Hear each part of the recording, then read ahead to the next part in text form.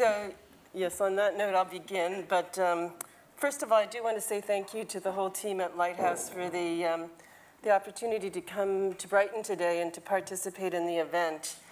What I'm going to do, I have a lot to say, but I'm actually going to let some of the research materials that we produced in the Forensic Architecture Project speak for themselves.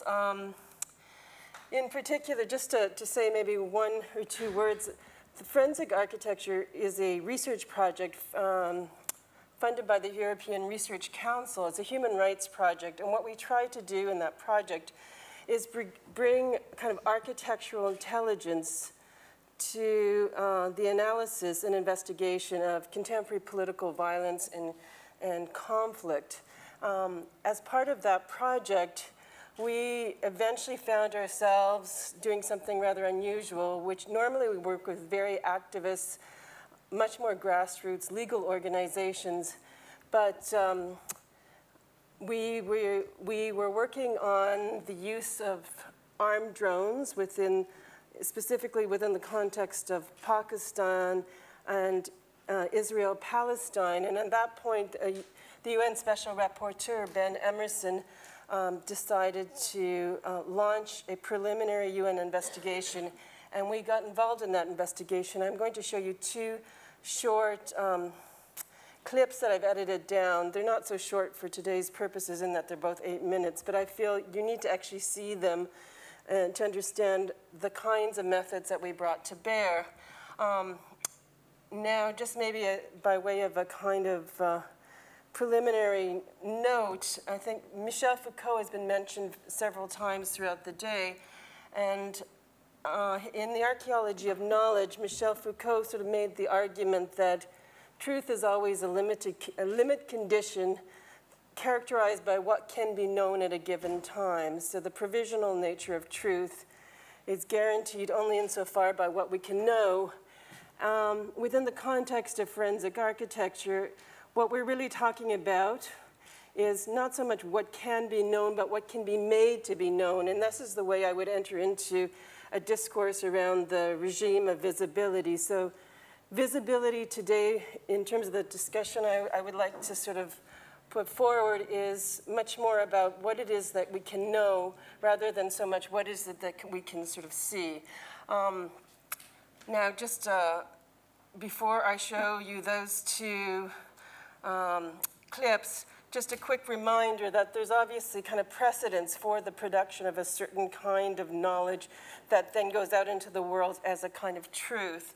And these are Colin Powell's slides that he presented to the UN Security Council in 2003. So just to understand that this project that we've embarked on in forensic architecture, we can find certain kinds of strategies distributed across different kinds of political contexts. So both of these clips come out of work that we did in Pakistan, specifically northwest Waziristan.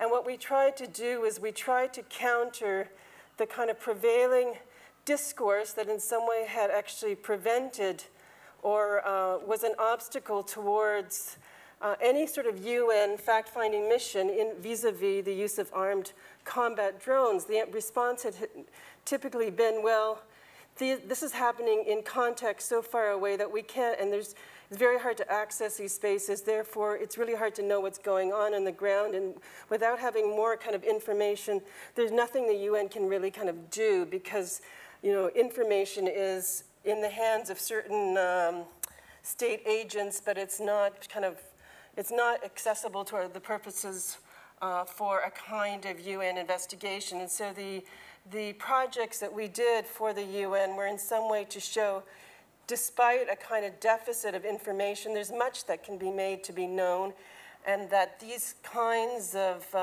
materials can help call for a kind of future investigation. So I'll begin.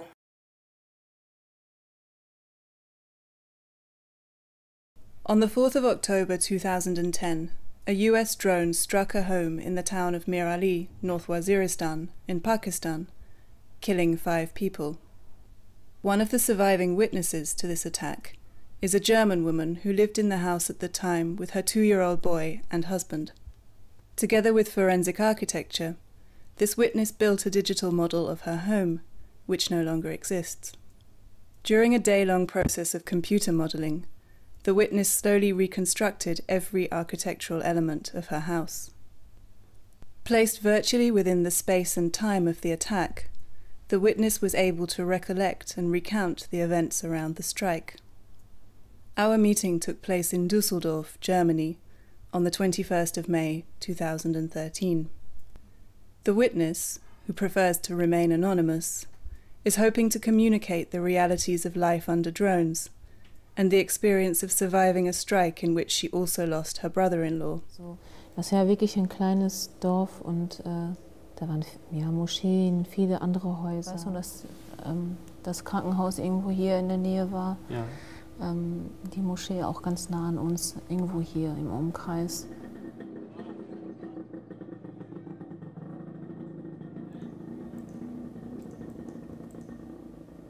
Aber so den Grundriss hatte ich immer im Kopf gehabt. Ich habe ja auch länger da gelebt, Tag und Nacht. Und hier war dann auch wieder so eine riesen schwere Eisentür, genau wie auf der anderen Seite. Mhm. Richtig, ja. Ja, ich würde das etwas breiter machen. Okay. Ja, so ist okay. Stopp. Ich nehme mich gerade. Die Tür war weiter hier und das Fenster war auf der Seite. Okay. Mhm. Jetzt einfach, genau. Kann ich das einmal von oben sehen? Von oben? Dann kann ich das besser. Ja. Ja. Hilft diese Visualisierung, um sich mehr daran zu erinnern, was passiert ist vor jetzt knapp 2,5 Jahren? Also es hat mir schon sehr viel geholfen, muss ich sagen. Mhm. Ohne den Grundriss wäre ich nicht darauf gekommen. Ja. So, ja, also das sind verschiedene Sachen. Okay. Das würde ich einfach mal... Das Bett? Ja, hatten wir im Hof stehen. Da haben wir uns halt... Mhm. So. Ja, ich würde es mal weiter an die Tür rücken. Ja, so. Mhm. Okay. Mhm.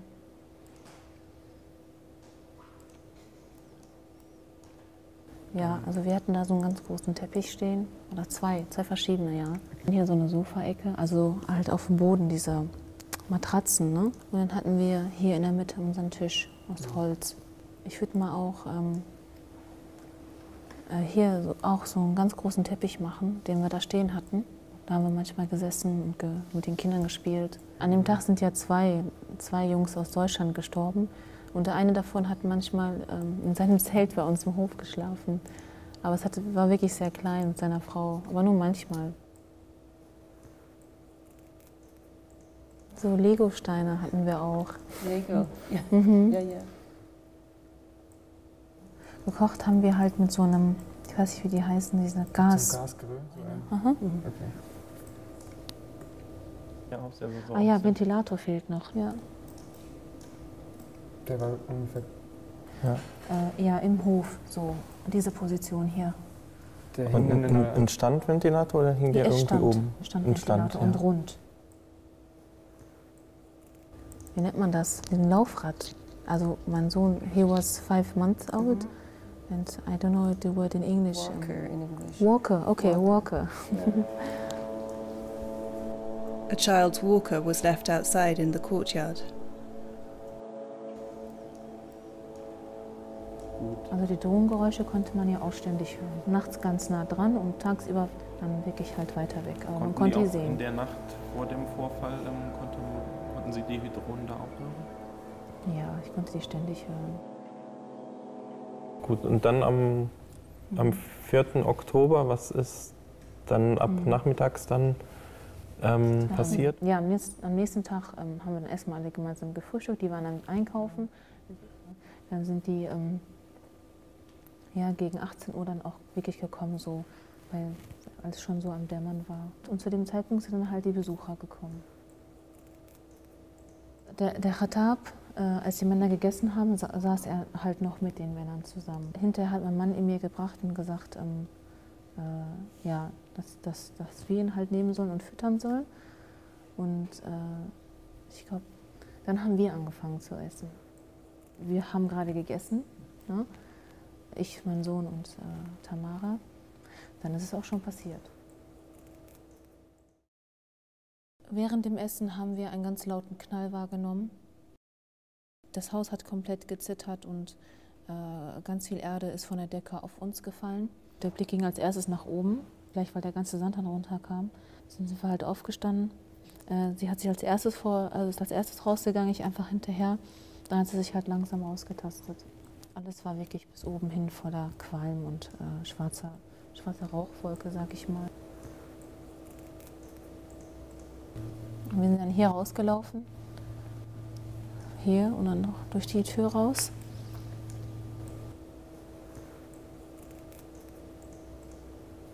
Und als Ihr Mann dann kam, was hat der Ihnen berichtet?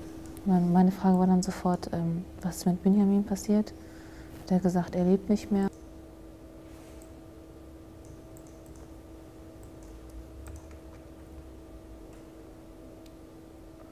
Und wo war er zu dem Zeitpunkt des Angriffs? Also danach hat er mir erzählt, dass er in diesem Haus ganz rechts war. Ja, er hat sich da drin aufgehalten mit 2 anderen. Vor den Wohnungen hat das halt alles umgelegen, ne? Ein bisschen weniger. Hier so. Wann waren Sie denn das erste Mal wieder auf dem Grundstück? Nach der Beerdigung. Wir sind dann nach der Beerdigung nochmal dahin gefahren, um uns das alles nochmal anzugucken. Aber ich weiß, dass da andere halt so ein bisschen auch aufgeräumt haben. Wir sind hier rein und dann halt ganz langsam durch. Ja. Ja. Was haben Sie denn da gesehen? Halt hier erstmal so ein riesen schwarzes Loch, wo halt die Rakete eingeschlagen ist. Ich sag's mal ganz einfach, die Männer saßen ja hier und haben ja hier gegessen. Die haben wirklich hier drauf. Okay. Innen drin komplett schwarz und die Erhöhung war halt so, das waren so Streifen halt wegen dem, weil das ja dann aufgeplatzt ist, die Rakete. Ja, okay. Ne? Vieles war auch verbrannt, so viele Stoffstücke und auf dem Boden halt die ganzen Metallsplitter von der Rakete. Und wo lagen die? Überall verteilt, das kann ich so gar nicht sagen, wirklich überall etwas. Ja. Genauso auch wie mit den Körperstücken von den 3 anderen, die überall verteilt lagen. Mein Mann hat eine Hand irgendwann gefunden. Okay.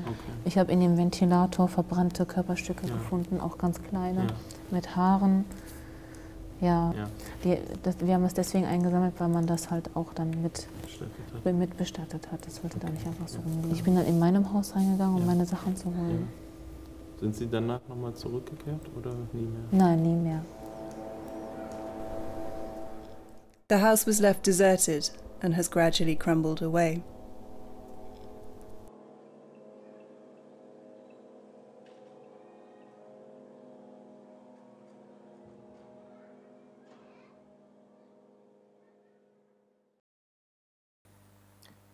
And I'm just going to show another clip that uses a different spatial methodology that we would call something like video to space analysis. This is an exclusive.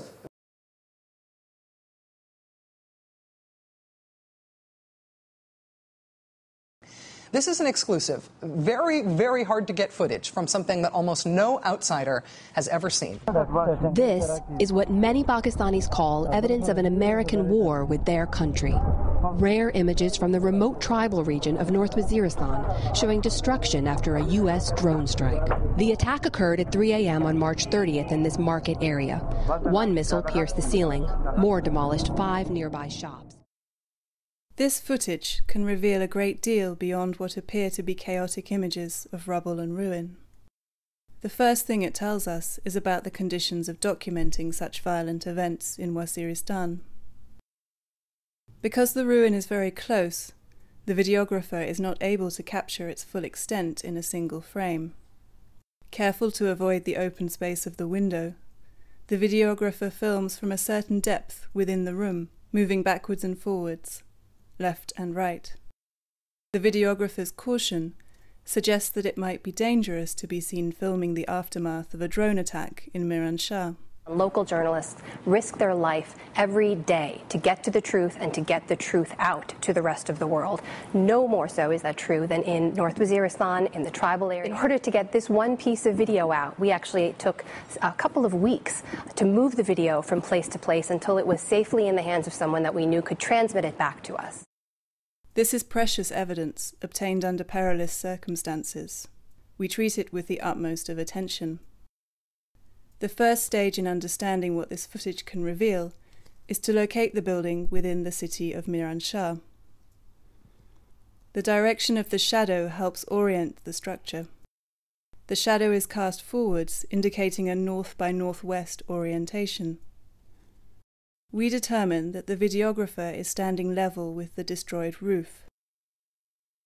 He must therefore be in a building that is higher than the one that was being targeted. Using a collage pieced together from individual video frames extracted from the footage, we try and locate the building within a satellite image of Miran Shah.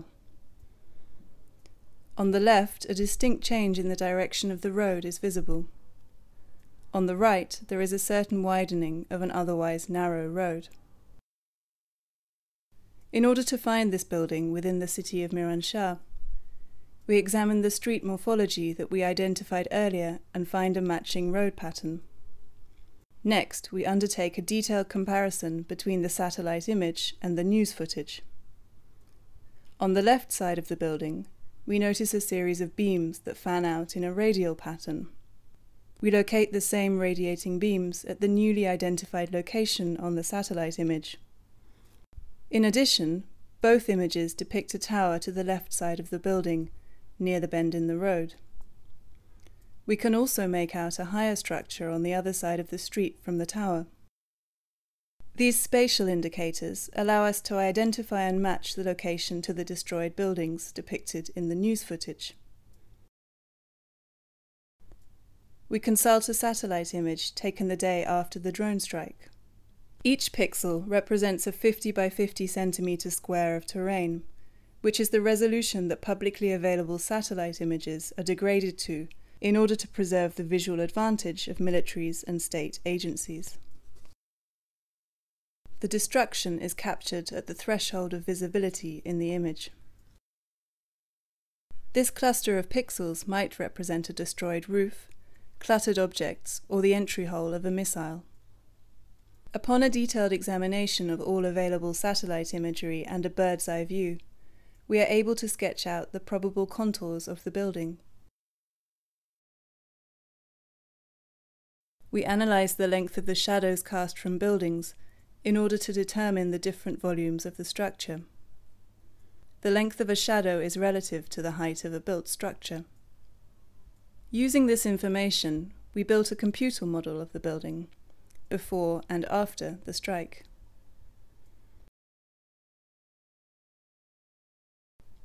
We modelled the shadow cast on different days and at different times of the day, in order to compare it with the shadows visible in the satellite and video images, and to corroborate its volumes. Based upon the assumption that the video was shot soon after the March 30th strike, we were able to approximate the time of day it was recorded, by animating shadows as they moved across the surfaces of the model.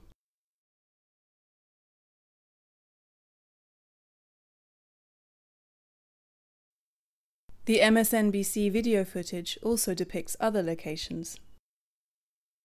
In particular, it also shows the destruction of a still unidentified empty room.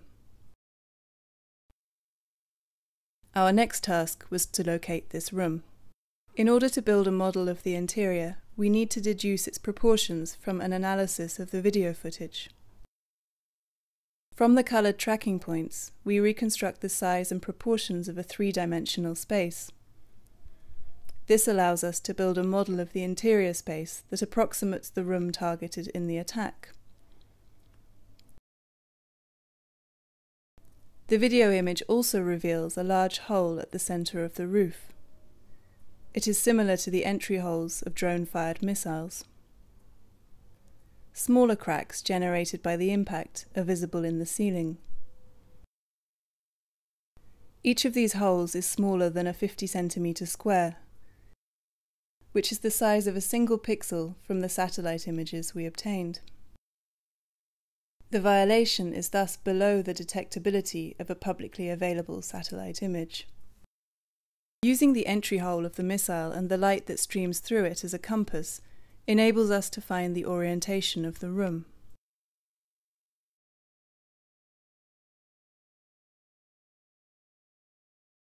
The position of the sunspots helps to verify the assumed location of the room on the right side of the building.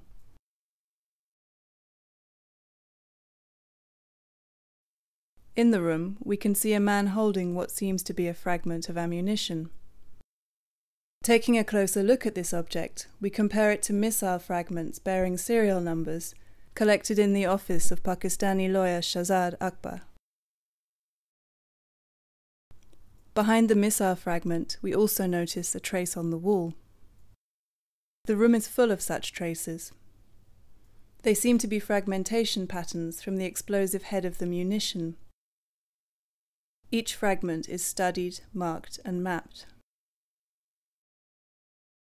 The missile is designed to penetrate through a ceiling and detonate when inside a room, spraying hundreds of steel fragments, killing everybody in proximity.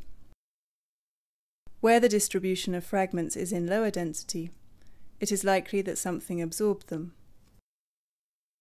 Although we cannot be certain, it is possible that the absence of the fragments indicates the places where people died.